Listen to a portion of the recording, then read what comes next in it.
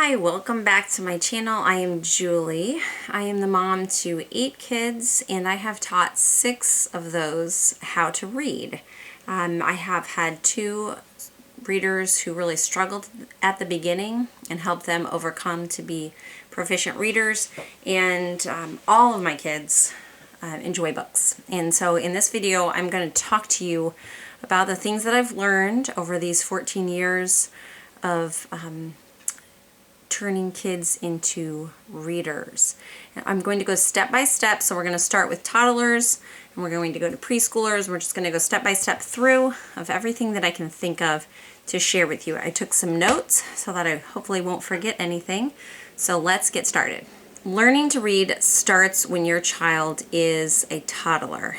It's that babyhood, that toddlerhood when learning starts, and it's because learning to read starts with having a love for reading. And so early on in those years you are developing the thoughts in their minds that books equal enjoyment, and so you're going to teach them to love read aloud time. You're going to teach them to associate read aloud time with happy memories, because that will serve them in the future when they encounter difficulties while they're learning to read, or if they kind of hit a wall with things, they will push through it because they already have established in their mind that it's worth it, that books, that reading is something that is worth the effort because they already will have loved it. So one thing that I really want to stress is do not follow your child's lead for deciding whether or not they like you reading to them. Because I will tell you right now with my 8 children that most of them in those early years of read aloud time, you would not think that they enjoyed it. They wiggle all over the place, they'll be jumping up and down. That this is toddlerhood.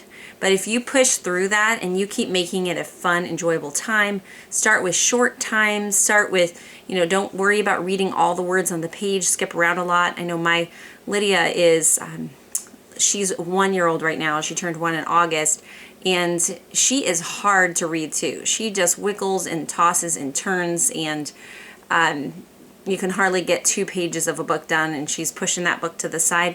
But it doesn't bother me a bit because I have seen how this progresses, and she will also turn into a little one who loves books. I just have to keep working with her.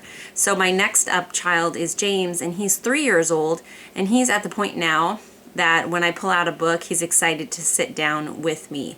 Now my goal for read alouds in these early years is, first of all, you want whatever it takes to capture their attention, whatever book, even if it's just pointing to the pictures and talking about it. And then slowly, once they are enjoying sitting and listening or playing with toys or coloring while they're listening to you, then you're going to move into harder and harder books, because the goal eventually is to read above your child's head, above their reading level, so that they can rise up to learn new things, to have their literary skills strengthened and advanced. So make sure that you get it in your mind that even if your child is doing something else, like let's say they're sitting on the floor playing with a toy, you can still read to them. Even if they seem like they're not paying attention, you will be surprised when you get to a point where your child is more verbal and they start asking you questions. There have been times where I was reading out loud to my kids and I thought that someone, because maybe I was reading to one kid, and I thought that the other little one was not listening at all. Like there was just no signs that they were listening. And later in the day they came to me and said something about what I had read, or had a question, or just a comment, or it came out in their pretend play. They're listening. Kids have an amazing ability to listen even while they're being active. And I am putting together a list of just some ideas of activities that can keep your kids' hands busy while their ears are listening to you. And you can go to thedelightfulhomeschool.com to find that list. Also, around this toddler age, if your child expresses an interest in letters. So we have actually a letter set from Arteza that is just little foam letters that are magnetic. I can link that in the description box. Or any kind of kit like that that has letters with it. don't call N, call it N, call the S, because letter names are really pretty unimportant to learning to read. What they need to know is the letter sounds. And kids learn names. They'll learn the name of their favorite rock, you know, their pet rock. They'll learn the names of so many animals, of vehicles, of whatever they're interested in. This is an age where they easily memorize. And so they can very easily, pain-free, memorize the sounds to the letters if you play with them just like toys. So you could even, if you had those letters laying around and they were showing interest, you could say "S" like it's going to get you, or you could say, look at the is jumping along. This isn't something that you need to make a lot of effort with. It's just if the situation presents itself, if the opportunity arises, go ahead, talk to them in a normal way about letters, just like you would about their favorite, you know, doll's name. In preschool, this is the point where you want to watch your child's lead. And I think this is the place that a lot of excited parents can actually cause some frustration or burnout in their little one, because they think, okay, we're at the age now where you can start to learn to read. So you are going to want to watch their lead. You want to read aloud a lot to this age. They will really enjoy reading or listening to you read. Make sure that you're reading quality books. I know that preschoolers are drawn to books like the, you know, easy read, you know, Paw Patrol series, or, you know, whatever it may be. But those books really lack quality, and you are wanting to read books that encourage their literary development, not stunt it. And so it's okay to read those books once in a while if they bring them to you, beg them, whatever, but I try to avoid those kind of books, and I go with books that are classics, children's classics. And you can find lists online. I have a list of I'm trying to think of which one is on my website. I think it's just beginning picture books, so even like board books for toddlers is where it starts, of books that my kids have enjoyed. Make it an effort to go onto your library website, to place some orders for quality books, or get some from Amazon, or Thrift Books is a good place to find used books. Look for some books that have an engaging storyline and quality content, because it will make a big difference for your child. Again, let your child play while you read aloud to them. Read above their reading level. Even for my preschoolers, I will start some basic chapter books at this age. If your child is sitting and busily playing, they can listen to it. You can expect that your 4-year-old can listen to something that seems way over their head because their hands are busy. When you move toward kindergarten and your child may be expressing an interest, or maybe you just want to try it out, to teach them some more reading skills. Of course, you've been playing with the letters. You can even, you know, if you're using those little letter tiles like we have from our letter kit, you can put them together and spell pat or cat just for fun. It's all very enjoyable. But then what I do is, when my kids are approaching this kindergarten age, somewhere around, like, you know, for an average kid, it would be maybe for like 4.5 or so. But of course, kids are all over the map. Some kids are completely uninterested at this time, and I would just wait till much later. The goal is to create adults who love to read. The goal is not to have the earliest reader. So then we will get out our book, Teach Your Child to Read in 100 Easy Lessons. I don't even have it with me here. Oh yeah, I do. It's right in front of me. This book here. So this is the book that I have used for all of the 6 children that I have taught to read already. It's not like it is the only reading curriculum or the perfect reading curriculum, but once I got going with it, I know how it works. I know the system, and I've seen the success with my kids, so I just keep going with it, you know. This old dog doesn't want to learn any new tricks, so this is what I do. Now, adjustments to this book. First of all, I have learned over time to go slowly with this. And what I mean by that is to take breaks. I thought at first that I needed to, once I started that curriculum, that I needed to be consistent, that I needed to stick with it, that I need to do it, you know, 4 days a week and not take a break, and that if I took a month off from it, that my child would just forget everything they learned and regress. And so I just kept pushing forward, and I have learned that that is not necessarily the best way. what has worked well for my children is to start the book. It's really easy in the beginning, especially if you've been playing with letters early on. It's going to be very easy. And so we just keep it really simple, just a few minutes a day doing each of the lessons. I do not do the writing portion in this book. I keep that a completely separate part of life. I have found that my kids will reach a point of readiness where they're excited to learn how to write letters, and it is not at the same time as when they have interest in learning to read. So I just ignore that part of the book. And then we will get going in the book, and then it will seem like maybe they're kind of getting resistant, or maybe things aren't clicking, maybe there's a little bit of a struggle. Then I will put the book on the shelf for weeks or even a couple of months, because I have found that your child's brain, this is not scientific research, guys, this is just observation of my children, that their brains will be progressing for a little bit, and then suddenly it seems like we hit a wall. And I used to try to just push them through that, but I found if I set it aside for a month or two and then come back to it, that typically their brain will have matured a little bit during that time on its own. And when we start again, it will come easier to them, and it won't be such a fight. And this might have to happen a couple times. So my Jeremiah is 5, and he's just now really excitedly at the point where he is reading some, really basic, easy beginner books, and excited about, learning new words. He started this book a full year ago, and it went really well at first, and then he hit a wall, and I put it away. And a few months later, I got it out again, and we started again. He was like, "Oh yeah, I've got this." The things that were a struggle before, suddenly he's like, "Okay, I've got this." And then, a little way through, he hit another wall, and so I just put it away for a few weeks, and it's been a back and forth thing like that, and he's doing so well.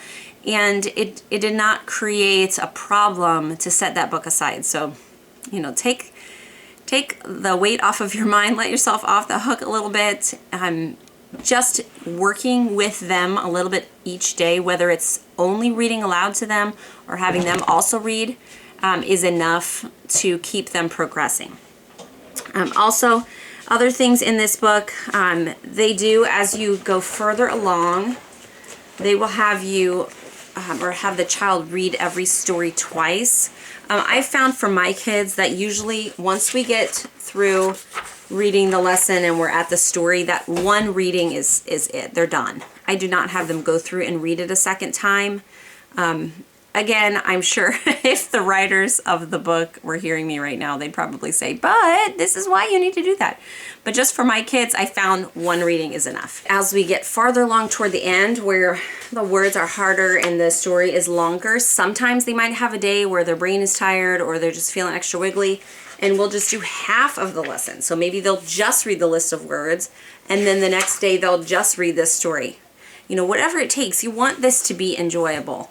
Now, enjoyable does not mean it's always going to come without resistance. These are little kids learning to do a hard thing. And so you might have to kind of work with them a little bit on that. That's why I started making a sticker chart for my kids. Each time they complete a lesson, they put a sticker on it. And then we have a little system that after we get to 20, every 20 lessons, they get to pick a prize out of the treasure box. It kind of adds some extra motivation for a hard task that they're learning how to do. So I will make one of these and put it on my website as well, so that you can have all of this at your fingertips.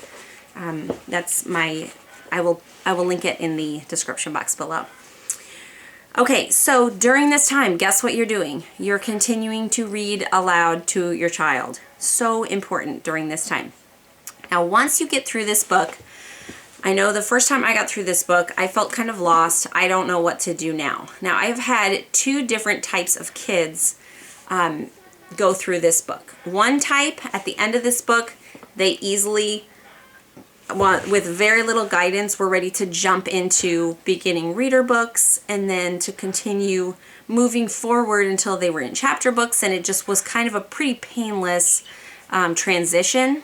I make sure to have books ready to go when we're approaching the end of this book, because I want my kids to continue reading out loud to me for 10 to 15 minutes a day, even when this book is over, because this only takes you so far, and then you need to start practicing in actual books. So one important thing that I want to note, because this is something that I did not understand early on, is that the books that you are going to introduce after they're done with this or whatever else you choose, the books that you're wanting to go into next, you do not want them to be unfamiliar books to your child.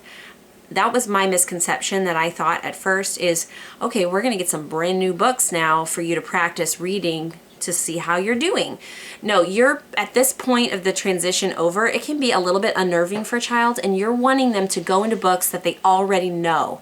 So whatever books you choose for them to start practicing, I like to just have a big collection. I pick up easy reader books anywhere I see them. Any thrift stores, I'm looking for easy reader books just so they have a lot of choices. But you want to already be reading those out loud to your child in your read aloud time while they're still in their learning to read curriculum. Of course, this goes against what I told you earlier about reading above their head, because obviously these are books that are going to be way under their listening comprehension ability. But it's important because they'll already be familiar with these books, so that when they pick them up and try to read them, they're a step ahead, and it will boost their confidence. My 5-year-old picked up the Green Eggs and Ham book yesterday, and he's heard this book so many times that he was able to push through very confidently. He's making the association because he already knows the storyline enough, and now he knows how words look, and he's starting to put all that together and look at the words on the page instead of the pictures, which is what he used to do. And so it's just really exciting to see them kind of make these connections, but it comes when they are familiar with the book. Now, of course, you're not going to be able to do this with every book, just time-wise, but you want to have some books that they've already heard, several times. I think in the back of this book, they even say, make sure you're reading it once a day for a while until you introduce it to them. So you have kind of give them a leg up into the next step of the reading. I've put together a list of some book ideas that will give you like a jumping off point to go to after this book, that this starts easier and then slowly gets harder. And if you even will look at the Amazon link for that book, it will have like other book ideas similar to that book. And so even though they're quickly jumping up in difficulty, you'll be able to find other similar books to that one, or get them from your library as well. The second type of child that I've had finish this book still felt a little stuck. They still needed quite a bit of hands-on help. They didn't jump forward so quickly into reading on their own. My husband and I have found the key to success for our kids who are struggling readers is to read side by side with them as long as they need this type of reading. So we will find books that interest them, and especially as they get a little bit older, so I'm talking maybe like 8, 9 years old, and they're still needing a lot of guidance, we will often start with a series that they like, because I've found that choosing a series kind of helps bring confidence, because they're familiar with the characters from book to book, and so it's not a completely new experience. And so for example, one of our sons really felt comfortable with the Boxcar Children books. He just wanted to read Boxcar Children books, but they were way over his head for his reading skills of where he was at. So my husband and I would take turns reading with him at night, because that was just a time that we had just focused time with him, without all the interruptions of the other kids. And we would read 2 pages, and then he would read 1 page. And we would go back and forth like this, because it helps them to get through the story faster, and so they feel more success. They also get a break from the labor of reading, but the story is still moving forward. If they would hit a word that they didn't know, I would typically just tell them what that word was, and we would keep on moving, because the goal of this is building confidence and giving them a desire to want to read. If this is a painful time where they're having to do a lot of sounding out early on, so much that they can't even kind of follow the storyline, then they're not going to want to continue. It's just too many obstacles all at once. So you're wanting to make this easy for them. You're wanting to help them a lot. Just whisper in their ear so that they can repeat it and keep on going as if they were reading it themselves. Make sure that the goal here again is consistency with trying to do this every day, just for a little bit of time every day. You will be amazed at how this helps your kids progress. Early on, I've shared our oldest daughter's story a lot, how she struggled greatly with learning to read. And I actually, after I did the Teach Your Child to Read book, somebody gave me a copy of Phonics Pathways. We went through that for a while. I had some old Hooked on Phonics books. We went through those. And I really think what she needed was just time for her brain to mature in this area. And it was probably about the end of 3rd grade that things started to click with her. And I'm talking about like hop on pop kind of level of really starting to click. So it took a while. But during that time, I actually, just by chance, happened to talk to a reading specialist. I wasn't going and seeking her. I was actually talking to her about something completely different that I ended up finding this lady. And I asked her because what I noticed is that Isabella was memorizing whole words, not understanding phonetically how to sound them out, but just memorizing them. And she told me that for some kids, that is a fine way to learn to read. That there are some kids who have a very good memory, and the way that they will learn to read best is just by getting so much practice with reading that they will memorize these whole words, and that later on they'll start to understand more of why a word sounds the way it does, or understand kind of the rules behind language. That for them it's just flip-flopped, and I could see that in her. And once I felt more comfortable with letting her do that, just telling her what the word was as we read things over and over, I think that it relieved me to the point that I think she probably picked up on it, and we started having greater success in reading. It just took time, and she's a great reader today, and she doesn't want to sit and read a lot of fiction chapter books. That's not her thing, but she wants to read animal books because she's very passionate about this. So they're books written for adults, for farmers, or for homesteaders. They're not kid books, and this is what she will sit and devour. She'll just read them, not because we tell her to, but because that's her passion. Of course, for your child to want to read good books, you need to have good books available. And so even in this kind of grade school, going into middle school years, I'm still choosing the books. It doesn't mean that they're not allowed to, but I like to have stacks of good books around the house so that they're available. Because here at our house, our daily time that we put in place for independent reading is before bed. And so the kids, we do our bedtime thing and they go to bed, and we read to the little ones who can't read. But the older kids who have learned how to read, they have 2 choices. They can go to bed or they can read with their little reading light. And so guess what they choose? They choose to read. And I think that this is a big reason why we have kids who are now independent readers and excited about it, who will just kind of pick up a book during their downtime, because they've been given that structure of making sure they read each day. Even one of my sons who really likes to read, early on, after he finished our reading curriculum, he did a little bit of practice. He was good at reading, but he still would not pick up a book and read. I had to tell him to pick up a book and read. And it wasn't until we established that every single day time for independent reading that he turned into an avid reader who's now just devouring books. So it helped him to kind of cross that bridge. So I do a lot of research online, looking for new books, reading the descriptions, the reviews. It's hard because I have a lot of kids reading a lot of things, and I don't really have the reading time these days. I read aloud to them, but I can't read everything ahead of them, all of the books. And so reviewing them has been a little bit of a challenge. I go by a lot of book lists that reputable companies have put out, like The Good and the Beautiful has book lists, Sunlight has book lists, things, other bloggers online have assembled lists of books that they recommend.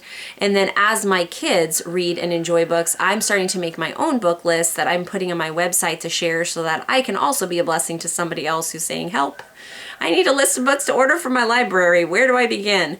So that we're doing that as well. And just make sure you have them here and available. Someone asked me recently if I tell my kids they have to read certain books. No, we have not gotten to that point yet. I just have the books here available, and so they tend to choose them. And every once in a while, there's a book that I really feel like this is a good book for them to read, and they might start it and be like, I don't know about this book. And I'll say, well, why don't you push through a few more chapters and then tell me what you think about it. And so that's in my older kids who are good readers already. I'll just encourage them to kind of push through and see. I also don't have them do written book reports. This is enjoyable reading. What I do accept from them is an oral narration. That sounds so fancy, doesn't it? But it's just them telling me about the book they enjoyed. I grew up in a household that cherished books. My parents both loved to read, and my mom read aloud to me all the way through my high school years. There was no age cutoff for read aloud time, and those are some of my favorite memories, is just laying around listening to her read. Even though I was a very avid reader myself at that point, I was devouring books, but I still loved to listen to her read to me. And whenever I would independently read a book and I would get to the end of it and be so excited, I would go tell her about it. And she was often doing dishes or something else, and she would just listen. And I would end up telling her most of the book because I was just excited about it. And she'd be like, oh, I mean, that was the extent of it. And yet that is oral narration, and it is amazing what happens in the brain when a child internalizes something and then expresses it in the spoken word. It affects them in a different way, and not only does that book stick with them longer, but it actually does things in their brain that is powerful. And I wish I knew all the scientific studies to tell you right now, but trust me, it is worth it. Listen to your child when they want to tell you about something that they've read. If I haven't stressed enough the importance of reading aloud to your child, let me just read to you a little bit. This is from the All About Learning website. I've talked about this before. These are some of the things that they listed of why you should read aloud to your children, even as they go into those teen years. It says they assimilate strong language skills. They pick up correct word pronunciation, word usage, proper grammar. Their working vocabulary increases. They internalize correct sentence structure. This is all with the joyful experience of read aloud time as a family reading fun books. This is not laboring through some type of language arts curriculum. This is the time that we cherish together, and you're having all of these productive things happening at the same time. Improper grammar will begin to sound wrong to them. They'll be more likely to choose good grammar when they communicate. By demonstrating fluency, reading aloud to your child will also help him become a more fluent reader. And of course, their imagination is strengthened. So I just encourage you to stick with it. The really challenging part in teaching a child to read, I feel like, is that space in between introducing, your basic, easy to read words and leading to them to a place of proficiency to where they are able to read well on their own. Somewhere in that gap, it gets gray, it gets cloudy, you start to doubt yourself, you feel like, is this child ever going to get it? Am I ruining them for life? All of those feelings come in that space, but just give it time and keep working with them just a few minutes a day, and over a couple of years' time, you will take that struggling reader, and one day you'll realize, wait a second, they are good at reading. How did this happen? Well, it was because of your faithfulness, not because of your great ability to teach or your superior skills to know how to walk a child through that. It's just because you will have faithfully listened to that child read, helped them through it, and taught them that reading is enjoyable and worth fighting for. You can do it, Mama. You can do it. Be sure to, if you have any questions or something that you realize I have left out, leave it in the comments below so I can chat with you there. And check out my website. I will put links to the things that I have shared with you today so that you have more resources at your fingertips. I'll talk to you soon. Bye.